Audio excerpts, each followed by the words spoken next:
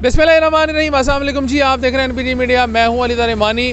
आज लाहौर की जो अदालतें हैं उनके अंदर दो बड़ी अहम डेवलपमेंट हुई हैं। मेरे साथ मौजूद हैं senior court reporter Shakir Awan साहब। शाकिर साहब, एक तो शहबाज गिल साहब आए और उसे आप लोगों ने सवाल भी किए, सहाफ़ियों ने जो कोर्ट की बीट करते हैं, बड़ा दिलचस्प जवाब भी दिया। वो मामला क्या है? और दूसरा, इमरान खान के ऊपर जो वज़ीराबाद में हमला हुआ था उसका चलान आज पेश कर दिया गया है। उस हवाले से क्या डेवलपमेंट है? सबसे पहले बताएं शहबाज गिल साहब का।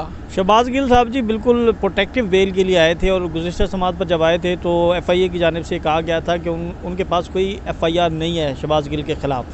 तो अदालत ने कहा कि आप अगली दफ़ा जो है वो तहरीरी जवाब जमा करवाएं और उन्होंने कहा था कि उनके इल्म में भी नहीं है। तो अदालत ने कहा तहरीरी जवाब लेकर आएँ, तो आज भी वो आए लेकिन वो इम्प्लीमेंटेशन नहीं हो सकी। उन्होंने कहा जी इस्लामाबाद की हद तक नहीं है। तो फिर उनके वकील ने कहा कि जी क्योंकि इनके मौकिल की गिरफ़्तारी का खदशा है तो अदालत जो है वो हिफाजती ज़मानत में तोसी करे और इसके साथ साथ जो है वो अदालत इनके ख़िलाफ़ जितने भी मुकदमात हैं उसकी तफसीलात भी तलब करे। अच्छा शाकिर साहब, एक क्लिप बड़ा वायरल हो रहा है शहबाज गिल साहब का। मीडिया के कुछ दोस्तों ने सवाल करने की कोशिश की तो आगे उन्होंने इनकार किया या क्या कहा जवाब पे? देखिए, शहबाज गिल जो हैं वो नहीं चाहते कि कोई ऐसी बात करें जिसकी वजह से उनके ख़िलाफ़ उनके लिए मज़ीद मुश्किलात हों। जब उनसे कहा कि आप क्या कहते हैं, मुख्तलिफ़ क्वेश्चन किए गए, पंजाब हुकूमत की तरफ से किए गए, फिर इमरान खान के हवाले से, तो उनका ये कहना था कि मैं अभी मीडिया से गुफ्तगू नहीं करना चाहता।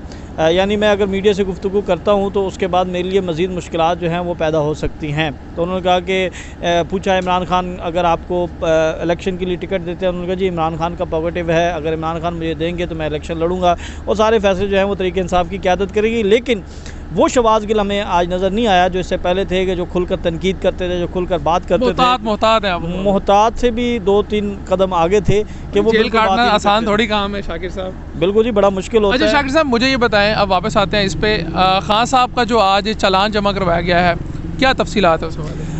जी ये चालान जो है वो ATC अदालत में जमा करवा दिया गया है। इसमें एक तो हाँ जी बिल्कुल, और इसमें 4 मुल्ज़मान को नामज़द किया गया। मरकज़ी मुल्ज़िम जो नवीद है उसको नामज़द किया गया है। 35 से 40 गवाहान जो हैं वो शामिल किए गए हैं और माज़ चेयरमैन तहरीक इंसाफ समेत जितने भी अफराद ज़ख्मी हुए थे उनको शामिल किया गया है चालान में। और चालान की सबसे अहम बात यह है कि ये चालान जिस मेंबर GIT ने जमा करवाया, अनवर हुसैन कुरैशी, ये डायरेक्टर हैं एंटी करप्शन के, और इन्हें भी जो है वो एक चार्ज दिया गया था कि आप मेंबर GIT होंगे और तहकीकात करेंगे और उसके बाद चालान जो है वो बनाया जाएगा और फिर जमा करवाया जाएगा। मैंने सुना है कि जिन्होंने पेश किया उनको मुअत्तल भी कर दिया, ये क्या मामला है? जी बिल्कुल, इनके हवाले से जो हमें इतलात मसूल हुई हैं वो ये हैं कि गुज़िश्ता रात जो है वो इन्हें भावलपुर ट्रांसफ़र कर दिया गया था। जो आपने बात की थी कि ट्रांसफ़र पोस्टिंग वाली, तो इन्हें भी रातों रात जो है वो ट्रांसफ़र किया गया। इलेक्शन कमीशन ऑफ पाकिस्तान के ज़ाब्ता अखलाक की खिलाफ वर्जी है। देखें, ये तो अब तय होगा कि क्या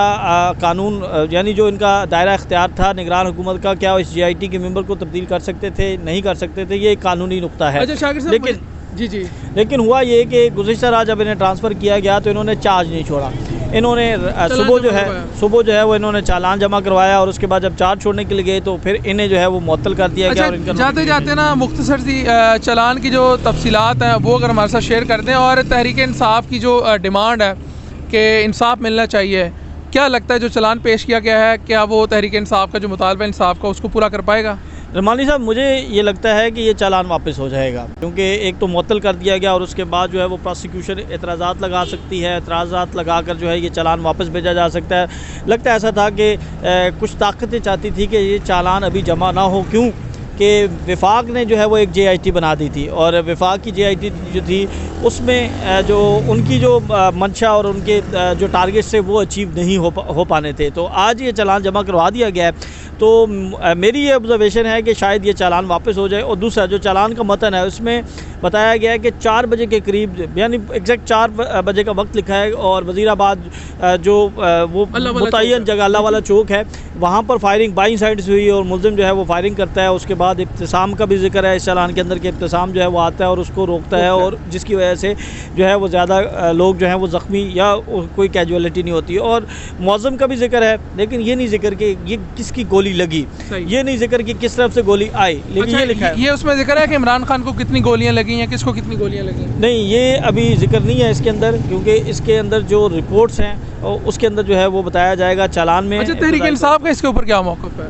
देखिए, तहरीक इंसाफ तो अभी चालान ये जमा हुआ है, अब चालान की जब कॉपियाँ आएंगी सामने और उसके बाद तहरीक इंसाफ जो है वो अपना मौक़िफ़ देगी, मुल्ज़िमान के वकला जो है वो अपना मौक़िफ़ देंगे और ये चालान जो है आज नहीं तो कल जो है ये सारा इसकी कॉपी जो है वो सामने आएगी और उसके अंदर जो है वो सारी चीज़ें एक एक चीज़ जो है वो बड़ी तफसील से बताई गई है। बहुत बड़ा सफ़ात है, कुछ सफ़ात जो है वो हमें मिले और उसके मुताबिक जो है वो हमने रिपोर्ट। चलें, बहुत शुक्रिया शाकिर साहब। इसके ऊपर हम मज़ीद आपके साथ वीडियोस करेंगे। शाकिर अवान साहब हमारे साथ शेयर कर रहे थे तफसीलात। इमरान खान के ऊपर जो वज़ीराबाद में हमला हुआ था उसका चालान जमा करवा दिया गया है और उसका मतन भी शाकिर अवान साहब ने शेयर किया।